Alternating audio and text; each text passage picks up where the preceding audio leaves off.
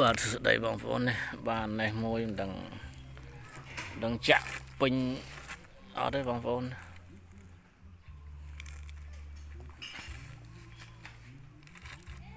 នេះចំពីនេះសាច់វល្លិហើយ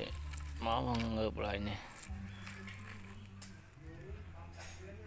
បាទហ្នឹងហើយវាអត់ខ្ញុំអត់ហ៊ានថាពេញ 100% ដែរបងប្អូន